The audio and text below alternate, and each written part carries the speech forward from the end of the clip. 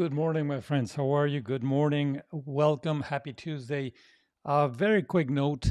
Hang on, let me adjust my monitor here. So, just wanted to remind you if you are a US citizen, this is an important day. Remember to go and vote if you haven't done it. So, with that, let me move on. In case you don't know me, I'm Eduardo. I'm a former Fortune 500 CFO turned executive coach. I help leaders like you grow not only their careers, but more importantly, in all other aspects of their whole self. I work with my clients on their personal lives and their career so that it all aligns with their values and their long term goals like happiness, security, fulfillment. And some of what happens as my clients become more complete is that they are more centered and they use their whole powers. For example, for some, this could be that they stand out from the rest. They get recognized for faster growth and earmarked for more and faster promotions. For others, it's clarity, self confidence, and an acceptance, a sense of being fulfilled. Anyway, if that sounds like you, let's get in touch. Find me on LinkedIn, send me a mail, leave a comment. Let's connect, grab a complimentary session. I'm happy to do that. And let's find out how coaching can help you. All right. I'm looking forward to doing that. Now, let's go into the quote of the day. Hang on, let me set it up. Okay.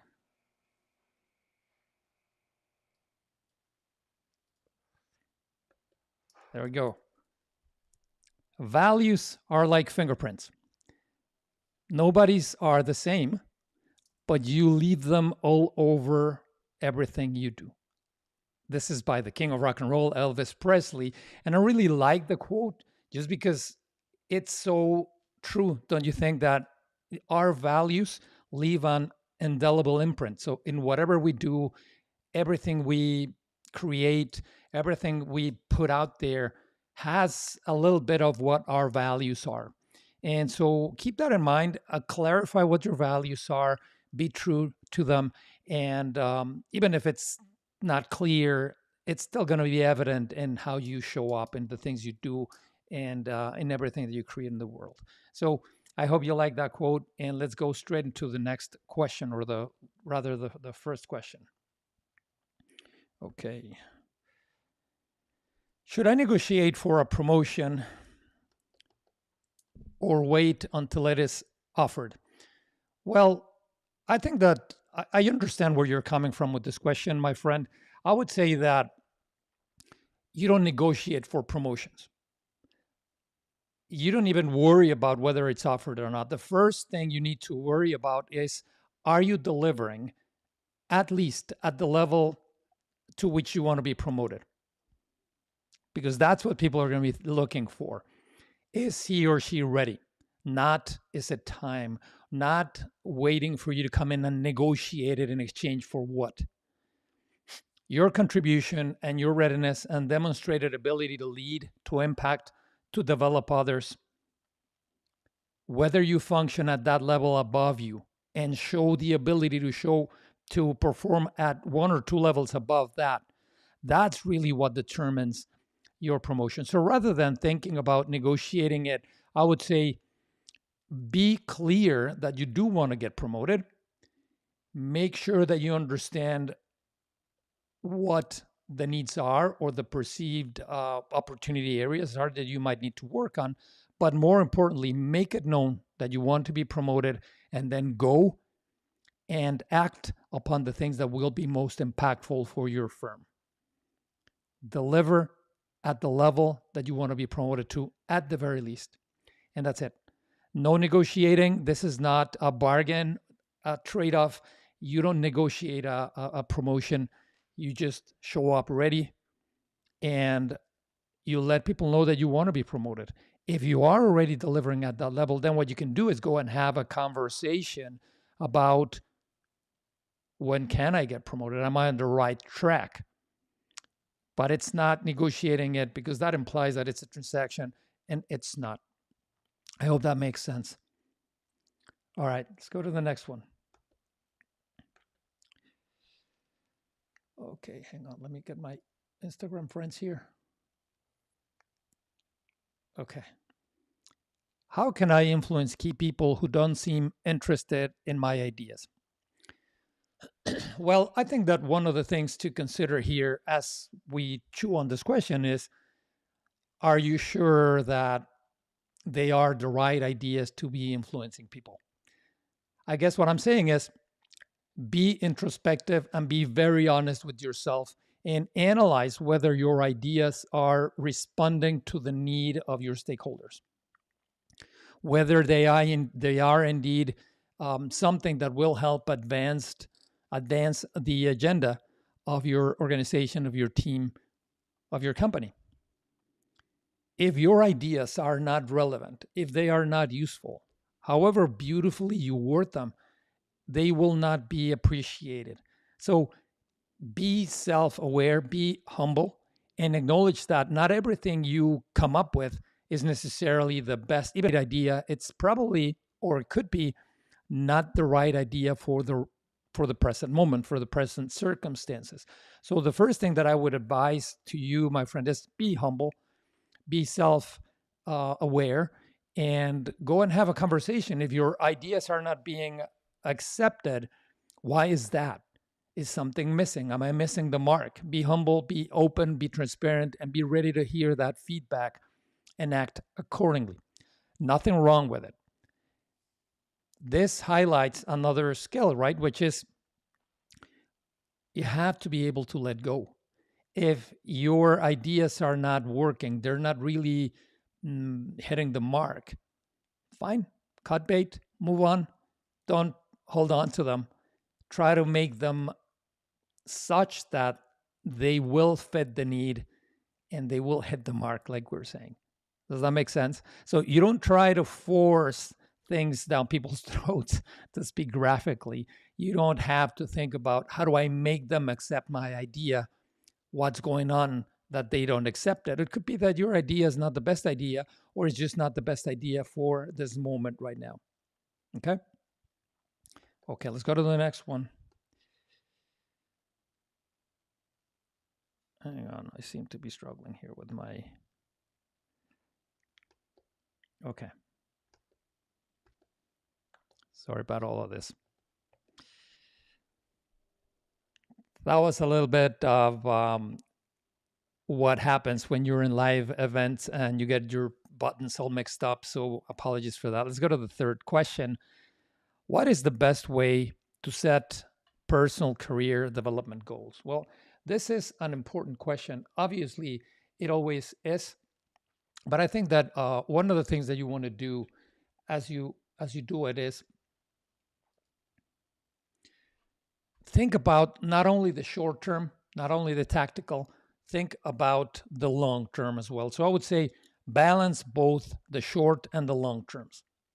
So set objectives for now, but think about the long haul. Keep the big picture in mind.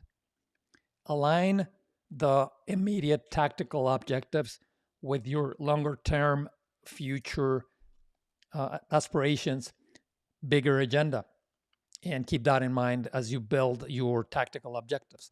Another is revisit your purpose. So every time that you review your short-term goals, you have a great opportunity to take a look at your bigger agenda, what's the bigger picture, and make sure that whatever you identify for now is also compatible to your longer term. Be adaptable to change. So recognize that life will it'll shift, it'll change, right? So what is today true might not be true tomorrow. So you might need to rejigger your priorities and how you think about your objectives. Now, you have the power, my friend, to create a life that is fulfilled. So think about your bigger agenda, your bigger picture, and make sure that your goals for now support that that longer term agenda that'll come downstream, or that you're building day by day. So think about that longer term, make that compatible with the short term. And even if it's a very tactical performance need that you need to meet, of course, go do that. They're very important, those goals, right?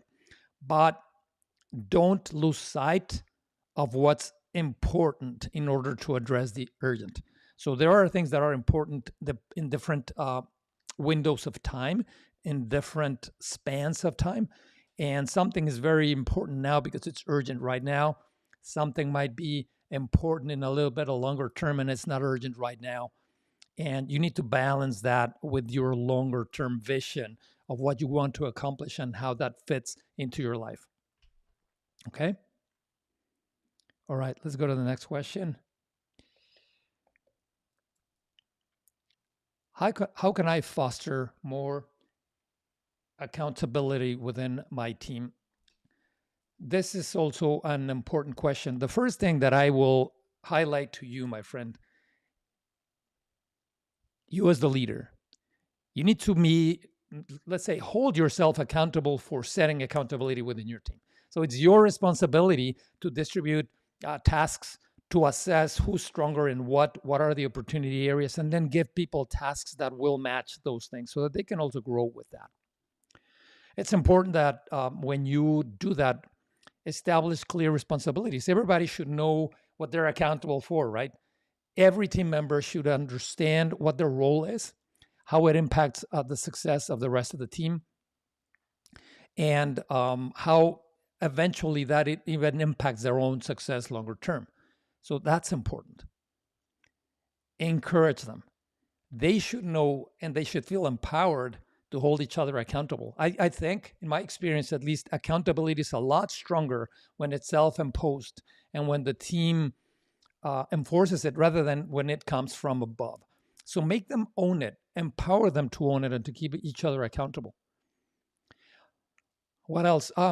Important also be your team's coach. So work with them so that they know that you're offering them choices. They have choices of how to deliver. They should be owners of if I deliver or not, if I care or not, then whatever happens is I need to own it. It's a consequence of how I chose to show up.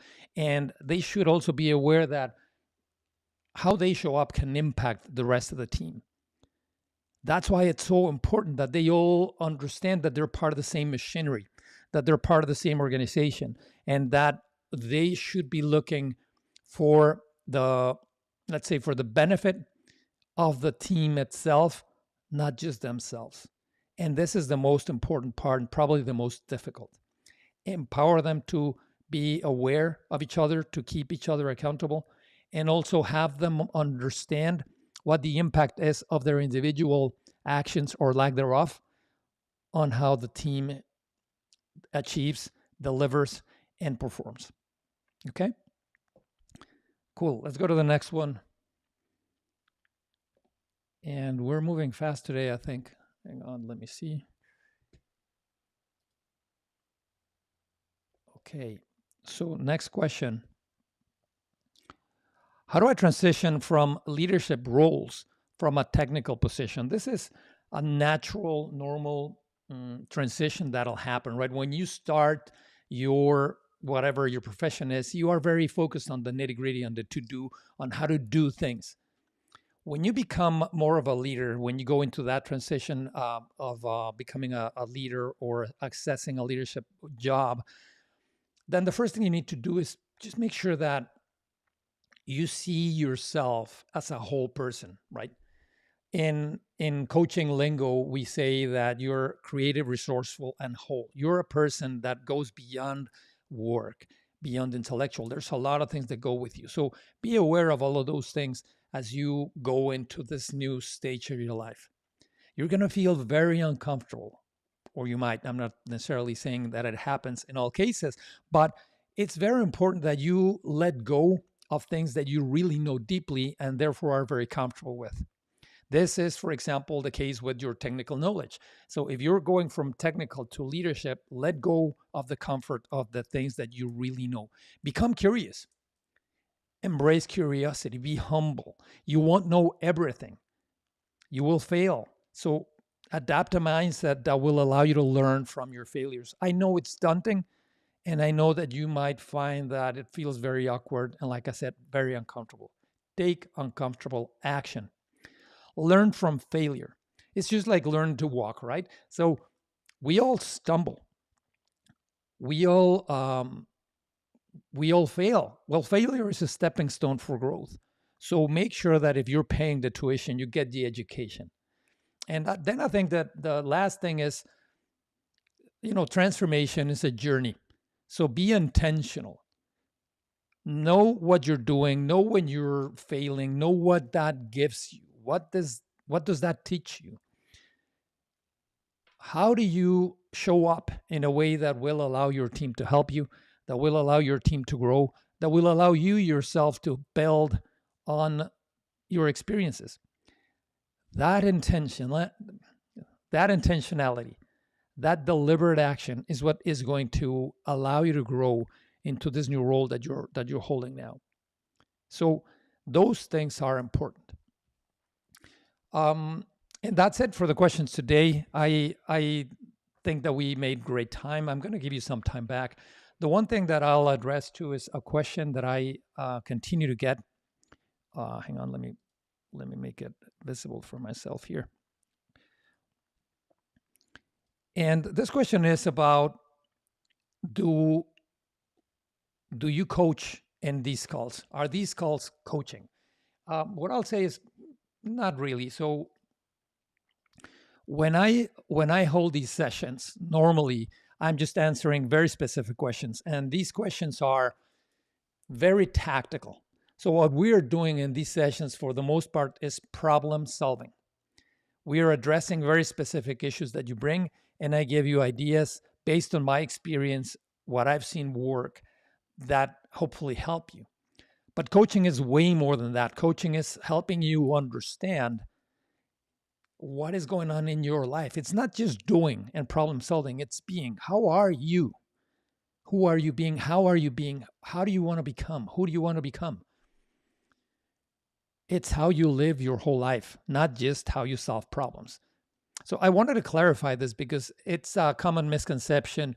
And like I said, I got a couple of questions outside of Slido and outside of this event that were geared towards, so is this what coaching is? Are you giving people solutions for problems that they bring? And no, and I hope that you're not seeing what I bring here as solutions. This is just me offering to you what has been helpful to me.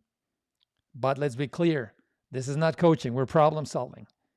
Some of the coaching questions that I do get are more involved with things that encompass more than just problem solving, that have more to do with how my clients live their lives, how they feel that they are approaching certain situations, and they understand whether there are things that they need to do, approach differently, things for which they need to become another person, that they need to analyze things from different perspectives.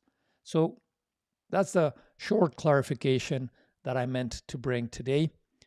And with that, my friends, particularly those that live in the US and are citizens and are able to vote, go do that. I'm going to get out of your hair so that you can go and get that done and go and focus on anything else that might be important.